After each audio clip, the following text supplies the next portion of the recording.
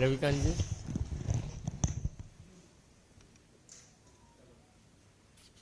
नमस्कार मित्रों, अपने बीच भारतीय जनता पार्टी के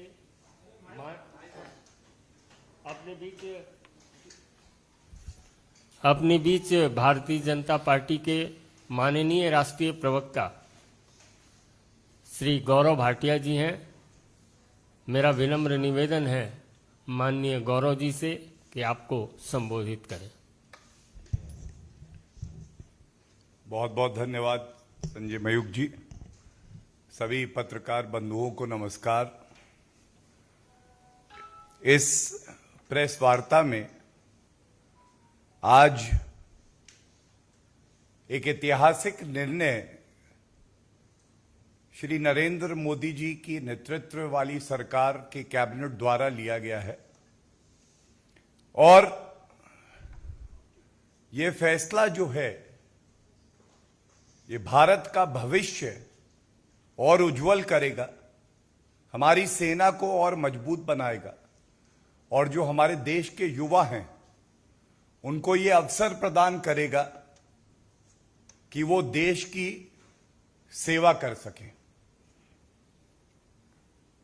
One more historic decision has been taken by Shri Narendra Modi ji led government today, and as we all know, in the past also, historic decisions to strengthen our country, to strengthen the Indian armed forces have been taken in the past, like one rank, one pension implementation, ensuring that the country has a war memorial that was long due. And in the same direction, today, Agnipath scheme has been announced by the government. At the very outset, on behalf of the Bharatiya Janata Party, on behalf of respected National President Shri J.P. Nadda ji, will like to congratulate the Honorable Prime Minister Shri Narendra Modi ji and his cabinet for taking this historic decision. First of all, it is important to understand the right perspective and the objective of this decision. ये जो ऐतिहासिक कदम उठाया गया है, इससे देश को क्या लाभ होगा, कैसे हमारी वीर सेना को लाभ होगा और देश के नागरिकों को लाभ होगा, ये जानना अति आवश्यक है। आज एक प्रेस वार्ता आदरणीय रक्षा मंत्री श्री राजनाथ सिंह जी द्वारा की गई थी। उसमें इस परियोजना के विभिन्न पहलू आपके समक्ष रखे। कुछ और बिंदुओं पे मैं आपका ध्यान आकर्षित करना चाहूंगा। ये भारत का चरित्र है कि हर घर में जो युवा होते हैं उनका एक सपना होता है। माता पिता अपने बच्चों से कहते हैं कि भारत की सेवा करना, इससे हमारा मान बढ़ेगा और देश भी गौरवान्वित होगा। हर बच्चे का भी यही सपना होता है कि मैं सेना में जाऊं और देश की सेवा करूं। आज ये जो ऐतिहासिक निर्णय लिया गया है, ये इसी दिशा में एक कदम उठाया गया है। इसके तहत जो हमारे युवा साथी हैं, वो 4 साल की सेवा देश के प्रति समर्पित होके कर पाएंगे। इस पूरी परियोजना की खास बात यह भी है कि ये अखिल भारतीय योग्यता पे आधारित भर्ती होगी। इससे यह भी लाभ होगा, हम सब जानते हैं भारत वो देश है जहां विविधता में एकता पाई जाती है। जब भारत के हर हिस्से से जो हमारा भविष्य है, हमारे बच्चे, हमारे युवा सेना में जाने का अवसर पाएंगे, तो यह हमारे देश को भी एक नई शक्ति, एक नई सोच, एक नई ऊर्जा प्रदान करेगा।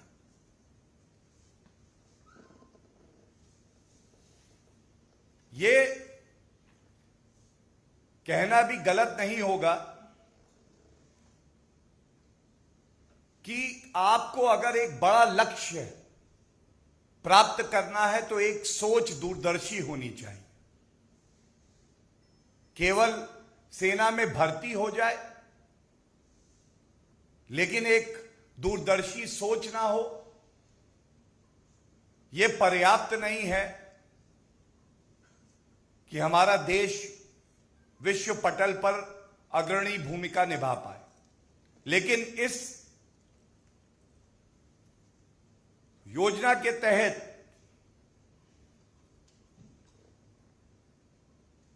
ये लाभ हैं जो दिखाई देंगे। सबसे पहले हमारी सेना और सशस्त्र बलों के लिए बेहतर युद्ध की तैयारी वाली एक मजबूत सेना तैयार होगी। इसमें जो चयन होगा वो उन व्यक्तियों का होगा, उन युवाओं का होगा जो सर्वश्रेष्ठ हैं, जिनमें एक देशभक्ति का भाव है। इससे हमारी सेना को एक युवा प्रोफाइल मिलेगी। और ये बात पे मैं आपका ध्यान केंद्रित करूंगा कि हमारा देश वो देश है जिसकी आबादी का बहुत बड़ा हिस्सा युवा है। और इस युवा शक्ति को अगर आप एक अवसर प्रदान करेंगे, इससे ना केवल देश मजबूत होगा, सेना मजबूत होगी, बल्कि हमारे युवाओं को एक अवसर मिलेगा कि वो देश की सेवा कर पाए। और सबसे महत्वपूर्ण बात इसमें यह है, जो युवा नागरिक 4 साल सशस्त्र बल में कार्य करेगा देश के लिए, वो अनुशासन की कीमत जानेगा।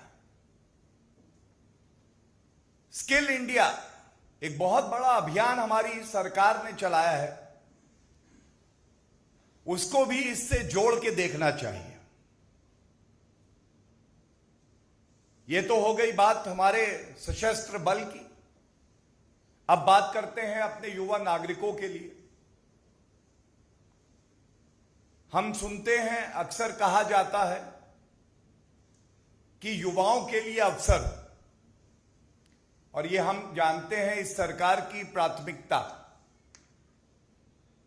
युवाओं को कैसे नौकरी मिले, रोजगार के अवसर मिले, चाहे वो मुद्रा योजना हो, चाहे सरकारी नौकरी की बात हो। हमेशा से हमारा ये उद्देश्य रहा है। और इस परियोजना के तहत भी युवाओं को अवसर मिलेंगे। ये आंकड़ा करीब करीब 10 लाख तक पहुंचेगा।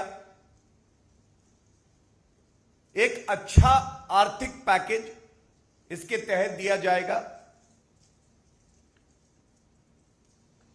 और सबसे बड़ी बात है, हमारे युवा जो हमारे देश का भविष्य है, जब वो सेना में रहेंगे, सशस्त्र बल में होंगे, तो उनका आत्मविश्वास भी आसमान छुएगा। वो एक बेहतर नागरिक बन के, चाहे वो 4 वर्षों की बात हो या उसके बाद भी, जब वो समाज की मुख्य धारा में जुड़ेंगे तो उसका बहुत बड़ा लाभ देश, समाज को भी मिलेगा। और ये तो कुछ कारण है, लेकिन सबसे बड़ा कारण है अपने जीवन में एक मकसद होना, और वो मकसद है कि हम भारत माता की सेवा कर रहे हैं। ये एक और बात सुनिश्चित करता है,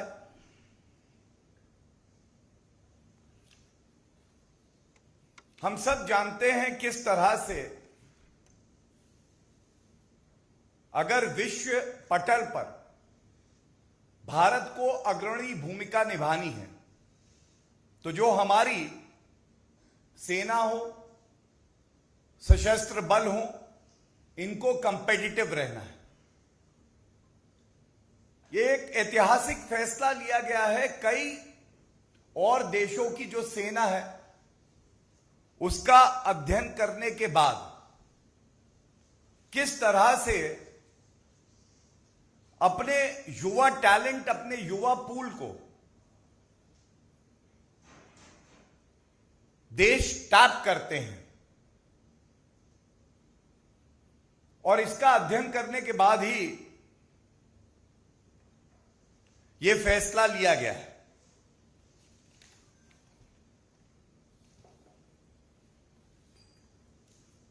इसमें जो फाइनेंशियल पैकेज है उसके डिटेल्स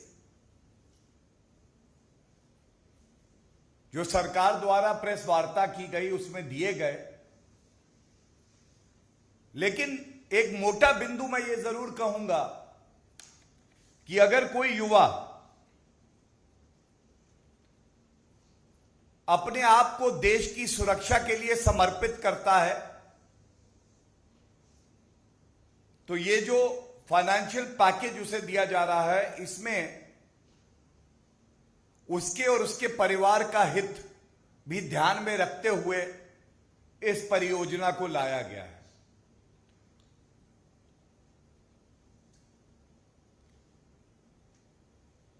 ये सारे बिंदु आपको एक बात जरूर दर्शा देंगे,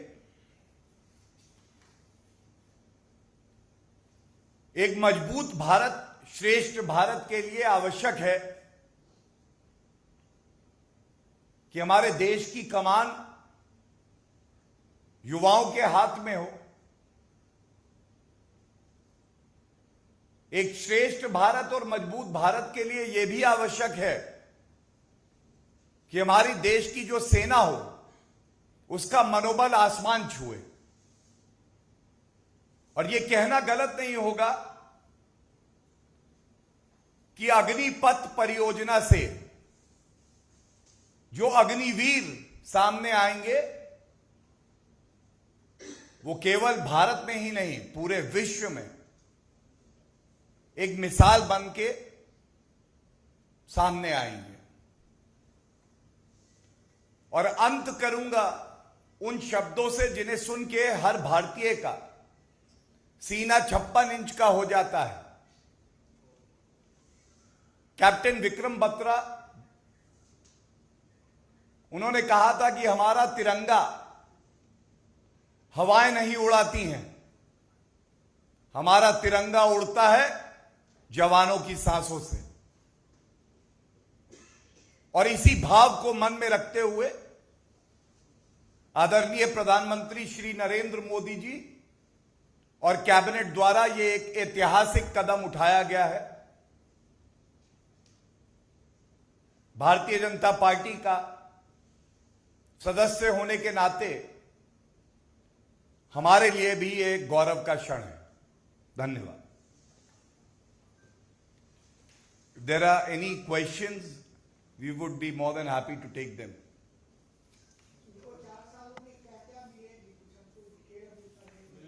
मैं आपको बता देता हूं। ये डिटेल्स आपके साथ साझा किए जाएंगे प्रेस वार्ता के बाद भी, और इससे पहले भी किए गए हैं, लेकिन क्योंकि आपने सवाल किया तो नटशिल में बता दूं। एक कॉम्पोजिट एनुअल पैकेज है जो पहले वर्ष में करीब 4,76,000 का है, और चौथे वर्ष तक आते आते ये करीब करीब 6,92,000 का हो जाएगा। इसके साथ ही सेवा निधि का प्रावधान है, और जब आप 4 वर्ष की जो सेवा है वो पूरी कर लेते हैं तो ये सेवा निधि का जो पैकेज है, जिसमें सरकार भी कंट्रीब्यूट कर रही है, वो आपको मिलेगा। और सबसे प्रमुख बात यह है कि 4 साल जब आपका ये कार्यकाल पूरा हो जाएगा तो उसमें 25% सेना की जरूरतों को देख के और सेना को और एफिशिएंट बनाने के ख्याल से उनको परमानेंट किया जाएगा। इसका भी पूरा एक क्राइटेरिया है जो आपके समक्ष हम लोग रख देंगे। लेकिन इसके साथ ही यह भी बता दें कि अगर कोई खतरा हमारे युवा साथी को आता है, उसको चोट लगती है, तो भी सरकार उसके साथ खड़ी होगी और डिसेबिलिटी कॉम्पनसेशन और साथ में डेथ कॉम्पनसेशन, इसका भी प्रावधान इसमें किया गया है। और ईश्वर से यही कामना है कि अग्निवीर आगे बढ़ेंगे, देश को मजबूत करेंगे, लेकिन ये प्रावधान यहां पे जरूर दिए गए हैं।